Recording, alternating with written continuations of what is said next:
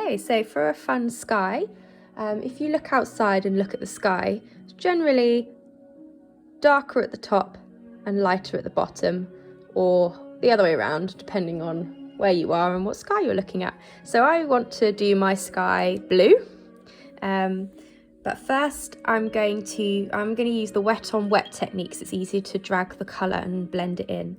So I want my sky to be all the way down into this square bit of paper here.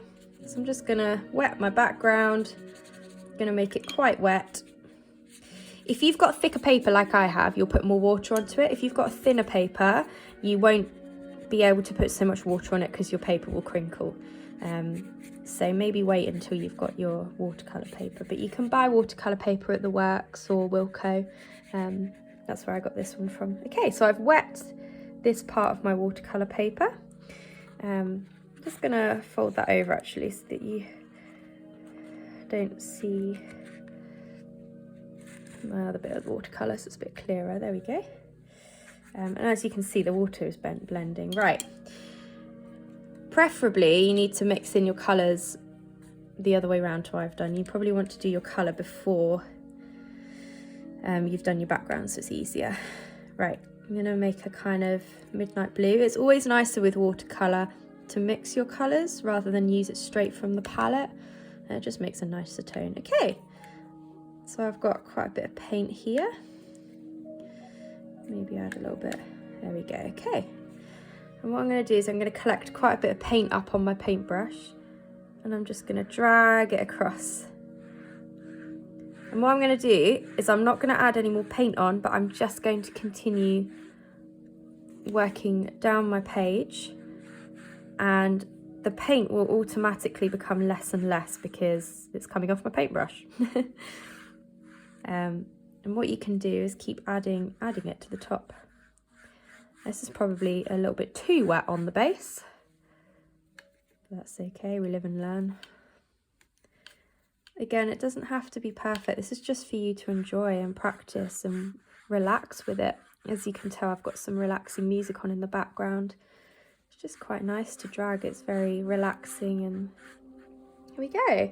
So as you can see, this is quite a little bit streaky, probably because I've put too much water on it actually. I can kind of blend it in a little bit.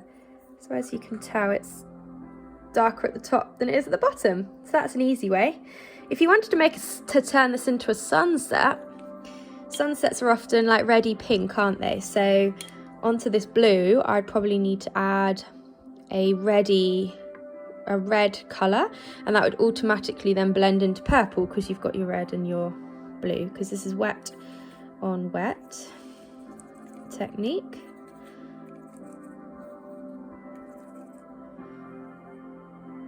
There we go. So I'll probably just add it in halfway through really.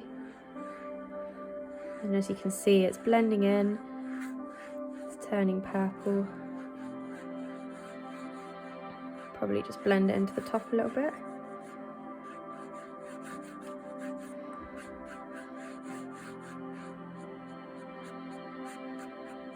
The idea as well, it's easier if you just do long strokes right across your paper so you don't get half strokes down here. Now I think I want to add some orange onto the bottom of this. Make sure your paintbrush is clean every time you dip it into the paint. There you go, got a bit of yellowy orange. I'm going to add that to the bottom, as if the sun has just set. I do love a sunset. There you go, I'm going to blend it in with the top colour there. Easy, simple. As you can see, that took about 5 minutes and it's made a really lush watercoloured background, and I've used 3 colours.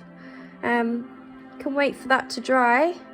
So once the background is done, wait for it to dry so that anything you add on top, so if you wanted to add birds or clouds or a landscape on top in black or white or whatever, wait for your background to dry so that your paint on the top doesn't just disappear into the background. There we go.